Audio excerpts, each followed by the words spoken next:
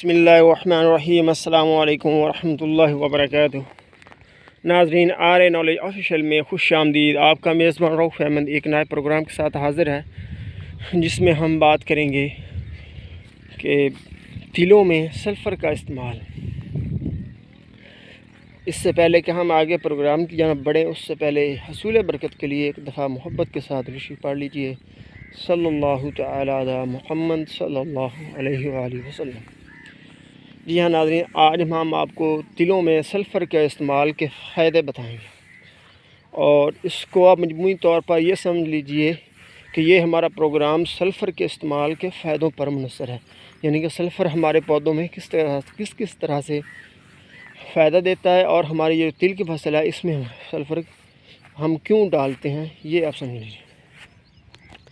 या नाज़रीन, हमारे जो किसान हैं वो अमूमन 3 किस्म की खादें इस्तेमाल करते हैं, जिसमें सबसे पहले है फास्फोरस, फिर नाइट्रोजन और तीसरी है पोटाश। जबकि चौथा एलिमेंट जो सल्फ़र है वो उसका इस्तेमाल नहीं करते। ये सल्फ़र जो है ये हमारी इन पहली तीनों खादों यानी फास्फोरस, पोटाश और नाइट्रोजन यानी यूरिया खाद की अफादियत को बढ़ाता है, यानी हमारे पौधों तक दस्तयाबी को बढ़ा देता है। अमूमी तौर पर जो हम छट्टे की मदद से खादें इस्तेमाल करते हैं वो 30% तक हमारे पौधे इस्तेमाल करते हैं, बाकी ज़ाया हो जाती हैं। और इसमें सबसे ज़्यादा ज़ाया होने वाली वो नाइट्रोजन की खाद है। दूसरा, अगर हम इसको फ्लड के ज़रिए ड्रम में पानी को के साथ हल करने के बाद अगर हम इसको डालते हैं तो वो हमारी खादें 50% तक हमारे पौधों तक दस्तयाब होती हैं। लेकिन अगर हम इस खादों में सल्फ़र को डाल दें, अगर छट्टा कर रहे हैं तो साथ सल्फ़र का भी छट्टा कर दें, तो वो हमारी खादों की जो अफादियत है 50% तक चली जाती है। लेकिन अगर फ्लड कर रहे हैं तो उसमें अगर हम डाल दें तो हमारी पौधों तक जो खादों की दस्तयाबी है वो 80% तक चली जाती है। यानी एक तो ये सबसे बड़ी इसकी जो अफादियत ये थी। दूसरा, इसका जो बड़ा फ़ायदा है कि ये फंजीसाइड के तौर पर काम करता है, यानी हमारे पौधों को फंगस लगने से बचाता है। क्योंकि अभी बारिशें हो रही हैं, हमारी जो तिल की फसल है वो इनसे बड़ी मुतासर हो रही है, क्योंकि ज़्यादा बारिश की वजह से इसको फंगस लगने का ख़दशा है, इसकी जड़ों में फंगस लगने का ख़दशा है, इसके तनों को फंगस लगने का ख़दशा है। तो तनों में फंगस लगने से बचाने के लिए आप इसको ट्राइफिनाकोनाज़ोल का स्प्रे कर लें।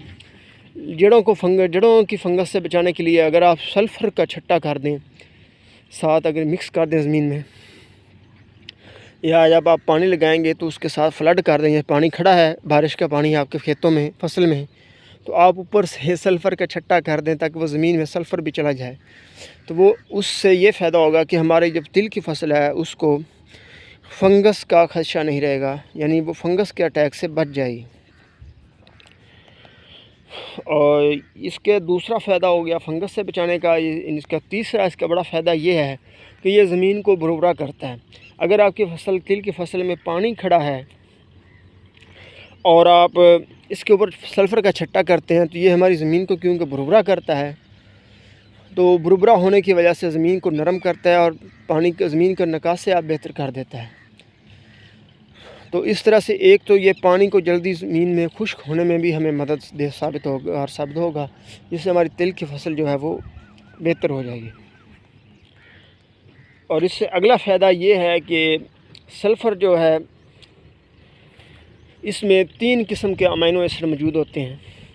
तीनों किस्म के अमीनो एसिड जो है मिल के वो प्रोटीन बनाते हैं, और वो जो हमारे ग्लूकोज़ बनते हैं, शुगर ग्लूकोज़, जो हमारे पौधे खुराक में इस्तेमाल करते हैं, उससे वो बनने में मददगार साबित होगा, जिसकी हमारी तमाम फसलों में, अगर जिन फसलों में पानी खड़ा है, चाहे कपास है या तिल है, तो ये हमारे पौधों की खुराक बनाने में भी मददगार साबित होगा, जिससे हमारे पौधों की बढ़ोतरी और हमारी पैदावार बढ़ेगी। और इससे अगला फ़ायदा जो है कि वो आपको बताऊं कि जितनी भी तेलदार अजनास हैं, मसलन तिल है, सूरजमुखी है, मकई है, कपास के में बनोला, उसमें भी तेल था, वो भी तेलदार अजनास है। जितनी भी तेलदार अजनास, इसमें तेल की मकदार को बढ़ाने में ये मददगार साबित होता है, यानी हमारा जो तेलदार अजनास हैं उनकी पैदावार बढ़ाने में मददगार साबित होता है। और इससे अगला जो इसका बेनिफिट्स है वो ये है कि जो हमारे पौधों के पत्ते होते हैं, जो इस शाम को सब्ज़ रंग नज़र आता है, इसमें असल में क्लोरोफिल मौजूद होता है। ये क्लोरोफिल बनाने में मददगार देता है। अगर हमारे पौधे पत्ते सरसब्ज़ होते हैं, इनमें क्लोरोफिल की मकदार ज़्यादा होती है, यानी वो मुकम्मल होती है, तो क्लोरोफिल जो है वो फ़ोटोसिंथेसिस के अमल में मदद देता है।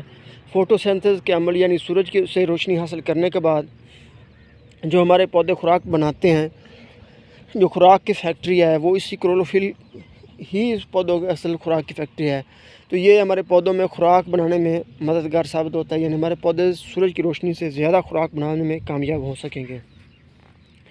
और इससे अगला मरहला आपको फ़ायदा बताऊं कि इसके इस्तेमाल में कि जितनी भी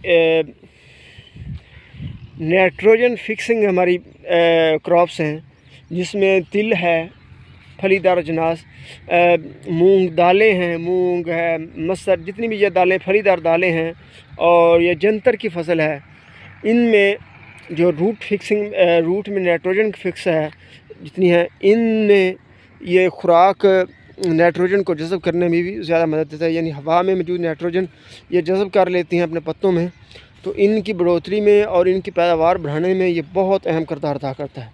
इनके लिए सल्फ़र का इस्तेमाल करना बहुत ज़रूरी है। इसके साथ हमारा प्रोग्राम तहाँ को पहुँचा। अपनी दुआओं में याद रखिएगा। पाकिस्तान जिंदाबाद।